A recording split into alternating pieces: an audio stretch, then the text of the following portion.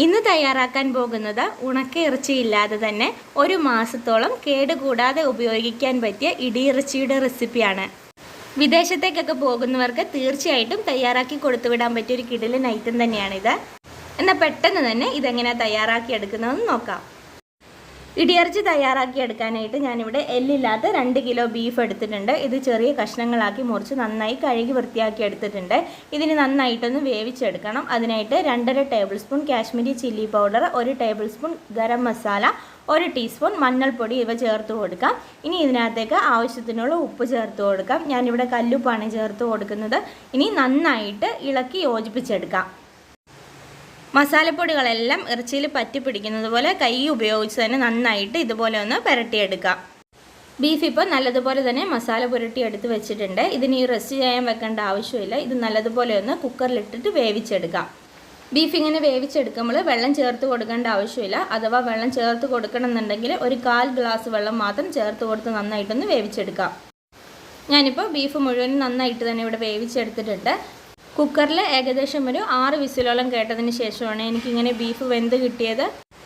ഓരോരുത്തരെടുക്കുന്ന ബീഫിൻ്റെ മൂപ്പിനനുസരിച്ച് വിസിലുകളുടെ എണ്ണത്തിന് മാറ്റം വരുന്നതായിരിക്കും. ബീഫ് വേവിച്ചെടുക്കുമ്പോൾ നല്ലതുപോലെ തന്നെ വെന്ത് കിട്ടണം. വേവിച്ച് വെച്ചിരിക്കുന്ന ബീഫിനെ മിക്സിയുടെ ജാറിലിട്ട് ചെറുതായിട്ടൊന്ന് പൊടിച്ചെടുക്കാം. ബീഫ് ഇപ്പം നല്ലതുപോലെ തന്നെ ഞാനിവിടെ പൊടിച്ചെടുത്തിട്ടുണ്ട്. കുക്കറിലിട്ട് ബീഫൊക്കെ വേവിച്ചെടുക്കുമ്പോൾ ബീഫിൽ ബാക്കി വെള്ളം ഉണ്ടെങ്കിൽ നന്നായിട്ട് അത് മുഴുവൻ വറ്റിച്ചെടുത്തിട്ട് വേണം ഇതുപോലെ നന്നായിട്ടൊന്ന് പൊടിച്ചെടുക്കാൻ. ഇനി ചുവട് കട്ടിയുള്ള നല്ലൊരു പരന്നൊരു പാൻ എടുത്തിട്ടുണ്ട്. അതിലേക്ക് 2 ടേബിൾ സ്പൂണോളം വെളിച്ചെണ്ണ ചേർത്ത് കൊടുക്കാം. ഇങ്ങനെയുള്ള നാടൻ വിഭവങ്ങളൊക്കെ തയ്യാറാക്കി എടുക്കുമ്പോൾ വെളിച്ചെണ്ണ ഉപയോഗിക്കുന്നതായിരിക്കും കൂടുതൽ നല്ലത്. എണ്ണ നല്ലതുപോലെ തന്നെ ചൂടായി തുടങ്ങുമ്പോഴേക്കും ഒരു 7-8 വെളുത്തുള്ളി തൊലി കളയാതെ തന്നെ ചെറുതായിട്ടൊന്ന് ചതച്ചെടുത്തതിന് ശേഷം ഈ എണ്ണയിലേക്ക് ഇട്ട് കൊടുക്കാം. ഇനി ഇതിൻ്റെ കൂടെ തന്നെ ഒരു വലിയ കഷ്ണം ഇഞ്ചിയും 2 കുടം വെളുത്തുള്ളി തൊലി കളഞ്ഞതും ഒരു 2 വലിയ പച്ചമുളകും നന്നായിട്ടൊന്ന് ചതച്ചത് ഇതിലേക്ക് ചേർത്ത് കൊടുക്കാം. ഇങ്ങനെ ചതയ്ക്കുന്നതിന് പകരം ചെറുതായിട്ട് മുറിച്ച് ചേർത്ത് കൊടുത്താലും മതിയാകും. ഇനി ഇതിലേക്ക് ഒരു 2-3 തണ്ട് കറിവേപ്പില ചേർത്ത് കൊടുക്കാം. ഇതിൻ്റെ കൂടെ തന്നെ ഒരു 5 വറ്റൽ മുളക് ചെറുതായിട്ട് മുറിച്ചെടുത്തത് കൂടി ഇതിനകത്തേക്ക് ചേർത്ത് കൊടുക്കാം. ഇനി ഇതെല്ലാം കൂടെ നന്നായിട്ട് ഇളക്കി യോജിപ്പിച്ചതിന് ശേഷം ഇതിൻ്റെയൊക്കെ പച്ചമണം മാറി നന്നായിട്ടൊന്ന് മൂത്ത് വരുന്നത് വരെ ഇതിനൊന്ന് വഴറ്റിയെടുക്കാം. ഇപ്പോൾ ഇഞ്ചിയും വെളുത്തുള്ളിയും പച്ചമുളക് പേസ്റ്റും വറ്റൽ മുളകും ഒക്കെ നന്നായിട്ട് തന്നെ മൂത്ത് തുടങ്ങിയിട്ടുണ്ട്. ഇനി ഇതിനകത്തേക്ക് 1/2 കിലോ സവോളയും 300 ഗ്രാം ചെറിയുള്ളിയും കനം കുറച്ച് മുറിച്ചത് ചേർത്ത് കൊടുക്കാം. ഇനി ഈ ഉള്ളിയും സവാളയും നന്നായിട്ടൊന്ന് വഴറ്റിയെടുക്കാം. ഒരുപാടങ്ങ് വയന്ന് ബ്രൗൺ നിറമാകേണ്ട ആവശ്യമില്ല. ചെറുതായിട്ടൊന്ന് വാടി കിട്ടിയാൽ മതിയാകും. ഏകദേശം ഒരു 3-4 മിനിറ്റ് നന്നായിട്ട് ഇളക്കി വഴറ്റിയെടുക്കുമ്പോൾ തന്നെ ഈ സവാളയും ഉള്ളിയൊക്കെ നന്നായിട്ട് തന്നെ വയന്ന് കിട്ടും. ഇനി ഇതിനകത്തേക്ക് ഒരു 6-7 വറ്റൽ മുളക് ഇതുപോലെ ഒന്ന് പൊടിച്ചത് ഇതിനകത്തേക്ക് ചേർത്ത് കൊടുക്കാം. വറ്റൽമുളക് ചതച്ചത് കൂടി ചേർത്ത് കൊടുത്തിട്ട് വീണ്ടും 1-2 മിനിറ്റ് കൂടി നന്നായിട്ട് ഇതിനൊന്ന് ഇളക്കി യോജിപ്പിച്ചെടുക്കാം. ഇതെല്ലാം ഇപ്പോൾ നന്നായിട്ട് തന്നെ ഇളക്കി യോജിപ്പിച്ചെടുത്തിട്ടുണ്ട്. ഇനി ഇതിനകത്തേക്ക് നമ്മൾ നേരത്തെ പൊടിച്ച് മാറ്റി വെച്ചിരിക്കുന്ന ബീഫ് മുഴുവനായിട്ടും ഇട്ട് കൊടുക്കാം. ഇനി മീഡിയം ടു ലോ ഫ്ലെയിമിൽ ഇട്ടതിന് ശേഷം ഇത് കൈവിടാതെ നന്നായിട്ട് ഇളക്കി ഈ ബീഫിലെ വെള്ളം മുഴുവനും ഒന്ന് കളഞ്ഞെടുക്കണം. ഇപ്പോൾ ഏകദേശം ഒരു 15 മിനിറ്റോളം ആയിട്ടുണ്ട്. എന്നിട്ട് ഇതിൽ വെള്ളം ഒന്നും വറ്റി കിട്ടിയിട്ടില്ല. ഇതിൻ്റെ എല്ലാ ഭാഗവും ഒരുപോലെ തന്നെ ഇളക്കി കൊടുത്തുകൊണ്ടേയിരിക്കണം. ഈ ബീഫിലെ വെള്ളമൊക്കെ നന്നായിട്ട് വറ്റി ഇതൊന്ന് ഡ്രൈ ആയി കിട്ടാൻ കുറച്ചധികം സമയമെടുക്കും. കുറച്ചധികം ബീഫിൽ തയ്യാറാക്കി എടുക്കുന്നവരാണെങ്കിൽ വിറകടുപ്പിൽ തയ്യാറാക്കുന്നതായിരിക്കും ഏറ്റവും നല്ലത്. ഇപ്പം ഞാനിവിടെ ഇത് ഇളക്കി കൊടുക്കാൻ തുടങ്ങിയിട്ട് ഏകദേശം ഒരു 45 മിനിറ്റോളം ആയിട്ടുണ്ട്. ഇപ്പോൾ ബീഫിലെ വെള്ളമൊക്കെ നന്നായിട്ട് ഡ്രൈ ആയിട്ട് ബീഫ് നല്ലതുപോലെ ഉണങ്ങിയതുപോലെ ആയിട്ടുണ്ട്. നമ്മൾ നേരത്തെ പൊടിച്ചെടുത്തത് ഓരോ നാര് പോലെ വിട്ട് വരാൻ തുടങ്ങിയിട്ടുണ്ട്. ഇതാണ് ഇതിൻ്റെ കറക്റ്റ് പരുവം എന്ന് പറയുന്നത്. ഇനി ഇതിനകത്തേക്ക് കുറച്ച് മസാലപ്പൊടികൾ ചേർത്ത് കൊടുക്കണം. ഇതിനകത്തേക്ക് ആദ്യം തന്നെ 2 ടേബിൾ സ്പൂണോളം കുരുമുളക് പൊടിച്ചതാണ് ചേർത്ത് കൊടുക്കുന്നത്.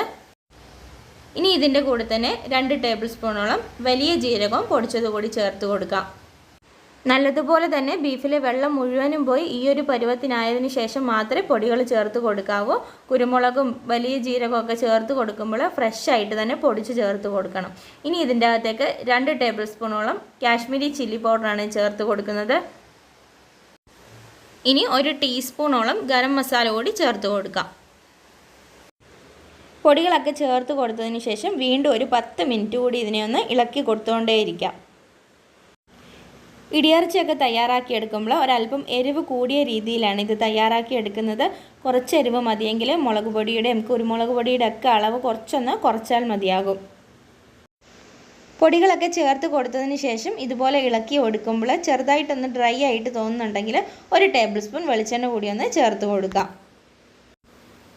ഇത് 1 മാസത്തോളമൊക്കെ കേടുകൂടാതെ സൂക്ഷിച്ച് വെക്കണമെങ്കിൽ ഇതുപോലെ ഇളക്കി കൊടുത്ത് ബീഫിൻ്റെ എല്ലാ ഭാഗവും ഒരുപോലെ ഡ്രൈ ആയി കിട്ടണം. എന്നാൽ മാത്രമേ ഇത് കേടുകൂടാതെ നമുക്ക് സൂക്ഷിച്ച് വെച്ച് ഉപയോഗിക്കാൻ പറ്റുള്ളൂ. ഇതിപ്പോൾ നല്ലതുപോലെ തന്നെ ഡ്രൈ ആയിട്ട് കിലുകിലുങ്ങുന്ന ഒരു പാകത്തിലെത്തിയിട്ടുണ്ട്. ഇതാണ് ഇതിൻ്റെ കറക്റ്റ് പരുവം എന്ന് പറയുന്നത്. ഇനി ഫ്ലെയിം ഓഫ് ആക്കി കൊടുത്തിട്ട് വീണ്ടും 1-2 മിനിറ്റ് നന്നായിട്ടൊന്ന് ഇളക്കി കൊടുക്കണം. ഇല്ലെങ്കിൽ പെട്ടെന്ന് തന്നെ ആ പാത്രത്തിൻ്റെ ചൂട് കൊണ്ട് കരിഞ്ഞു പോകാനുള്ള സാധ്യതയുണ്ട്. ഇടിയിറച്ചി തയ്യാറാക്കി ഇത് നന്നായിട്ട് തണുത്ത് വന്നതിന് ശേഷം ഒരു എയർ ടൈറ്റ് കണ്ടെയ്നറിൽ സൂക്ഷിക്കുകയാണെങ്കിൽ ഏകദേശം 1 മാസത്തിലധികം നമുക്ക് കേടുകൂടാതെ തന്നെ ഉപയോഗിക്കാൻ പറ്റുന്നതാണ്. ഹോസ്റ്റലിലേക്കും അതുപോലെ തന്നെ വിദേശത്തേക്കൊക്കെ കൊണ്ടുപോകാൻ പറ്റിയൊരു കിടിലൻ ഐറ്റമാണ് ഈ ഇടിയിറച്ചി.